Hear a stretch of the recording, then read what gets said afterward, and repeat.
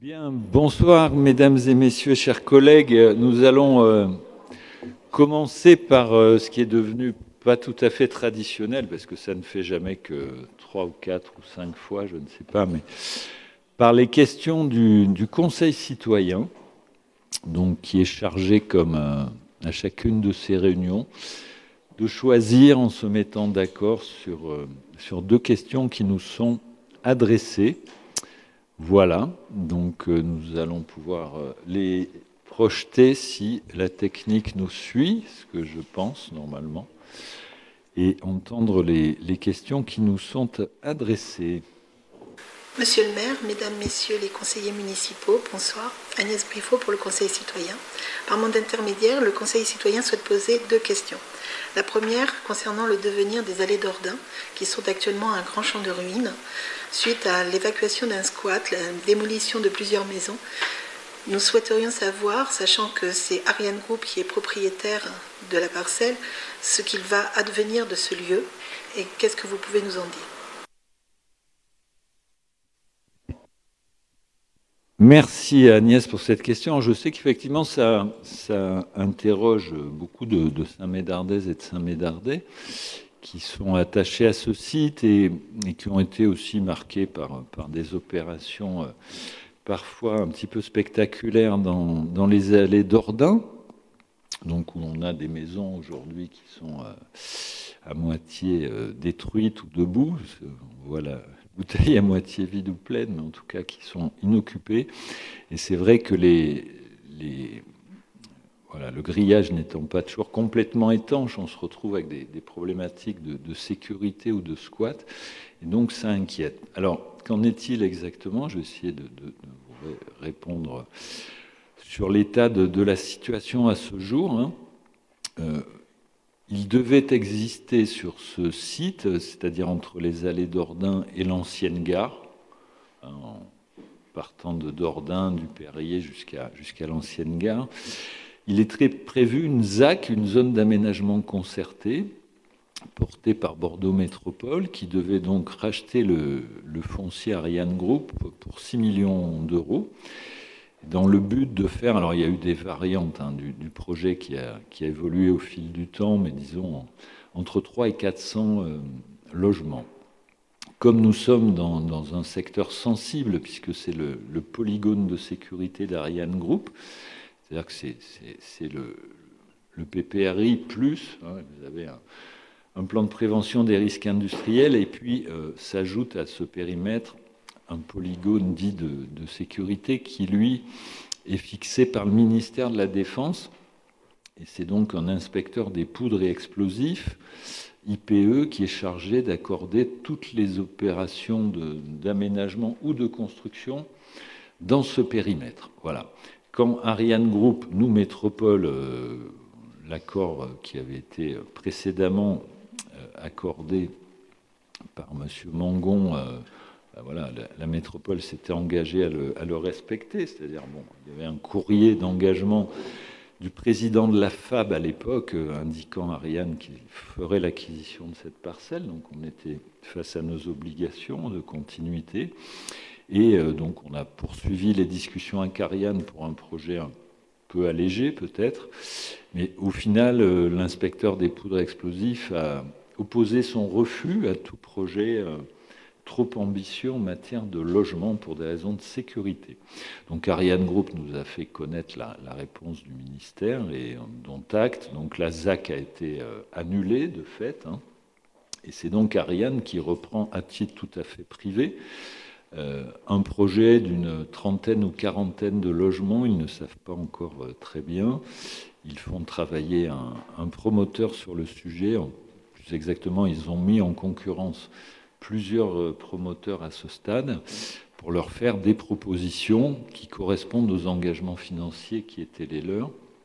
C'est-à-dire qu'il faut qu'ils retrouvent l'équilibre qui était à peu près prévu avec la FAB précédemment, donc 6 millions d'euros. Donc ils nous ont indiqué qu'ils allaient aménager les allées d'Ordun en ce sens, mais aussi une partie du terrain qui est proche de l'ancienne gare. Donc voilà pour les allées d'Ordun. Quant à nous, avec le soutien du département, nous allons faire l'acquisition des espaces verts qui sont derrière le grillage et la clôture du parking du Perrier, 10 presqu'îles, pour ouvrir en espace de promenade naturelle au Saint-Médardais. Donc Ariane Group est en train de procéder aux opérations d'arpentage, de géomètre, etc. Parce qu'il y a des petites incertitudes parcellaires. Il y a un statut du parking aussi qui n'était pas forcément tout à fait juridiquement carré. Et donc, une fois qu'ils auront fait tout ce travail, ils vont revenir vers nous. Nous sommes tous d'accord sur le prix. Le département est d'accord pour participer à hauteur de 80% à l'acquisition de ce terrain.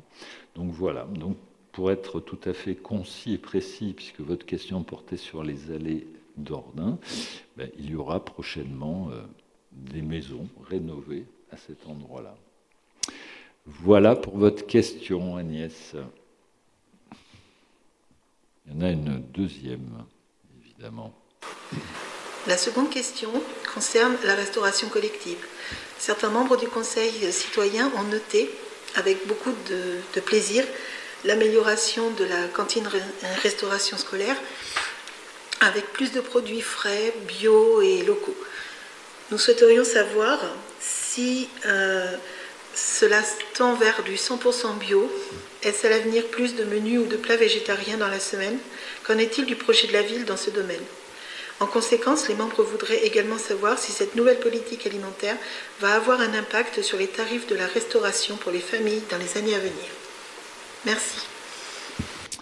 Merci beaucoup Agnès pour cette question. Alors, sur le volet alimentation, je vais tout de suite passer la parole à Françoise Fils, qui est notre déléguée en la matière.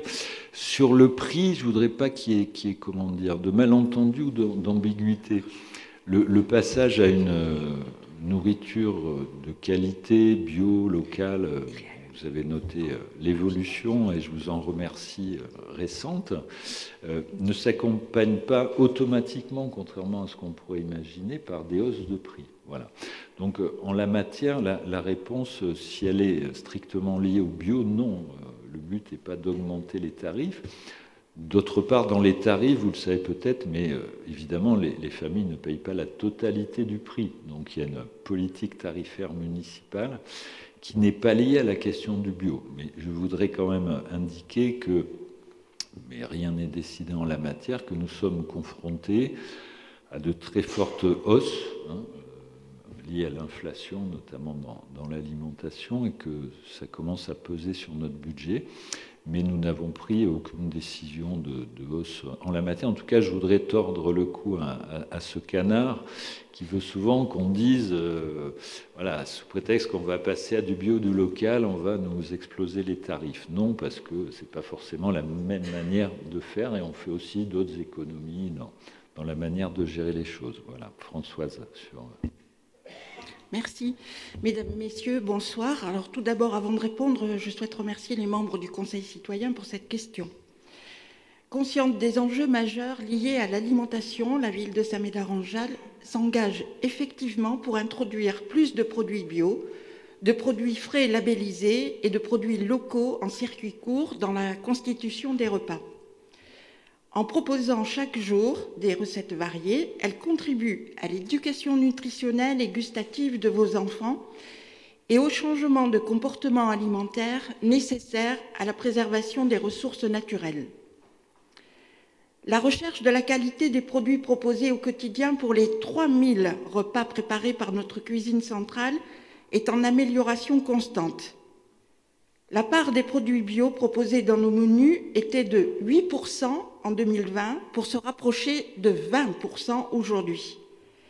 La part des produits de qualité labellisés était de 21% en 2020 pour se rapprocher aujourd'hui de 50%.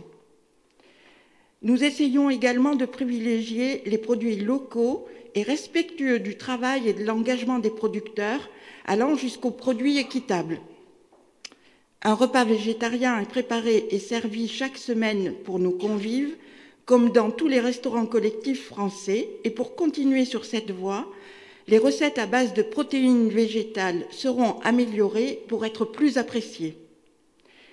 La part des aliments bio et des produits labellisés et locaux continuera d'augmenter au fil du temps dans les menus proposés, malgré les difficultés d'approvisionnement auxquelles les équipes doivent faire face au quotidien. La volonté de l'équipe municipale est de continuer à améliorer notre projet alimentaire global de manière transverse, impliquant plusieurs délégations. Nous travaillons à la reconquête d'espaces agricoles de production directe sur la commune. C'est une première étape. Nous travaillons aussi autour du gaspillage alimentaire pour le réduire, bien évidemment. Nous avons commencé avec l'installation de tables de tri, un accompagnement des équipes de restauration scolaire et une réelle démarche de réduction des déchets pour atteindre une meilleure gestion qui nous permettra, en réduisant ce gaspillage, d'améliorer la qualité des produits proposés. C'est une voie, une piste pour aussi diminuer nos dépenses de ce côté et donc ne pas être obligé d'augmenter les tarifs.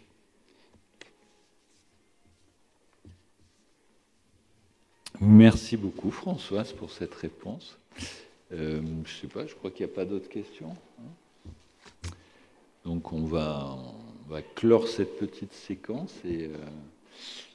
Oui, Bruno, si tu veux rajouter un mot, bien sûr. Non, juste pour dire que toutes les questions du Conseil citoyen, qui en effet en pose depuis, je crois, maintenant 4 ou 5 conseils municipaux, sont accessibles sur le site de la ville. Donc vous pouvez retrouver les réponses qui sont apportées, puisqu'elles sont bien sûr pour le Conseil citoyen, mais avant tout pour l'ensemble des Saint-Médardais. Le Conseil citoyen ne faisant qu'essayer de mettre en lumière des problématiques ou des questionnements que tout un chacun peut avoir. Et puis, quand on sélectionne ces questions, ce sont les membres du Conseil citoyen qui les sélectionnent. Souvent, il y en a d'autres.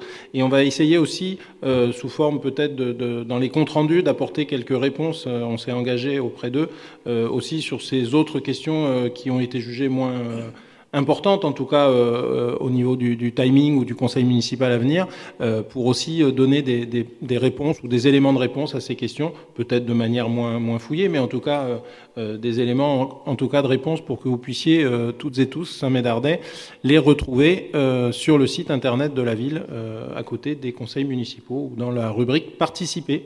Voilà. Merci Bruno. Voilà, mais je vous propose on a une petite pause maintenant d'une dizaine de minutes avant d'engager notre conseil municipal. Ça permettra à tout le monde d'arriver.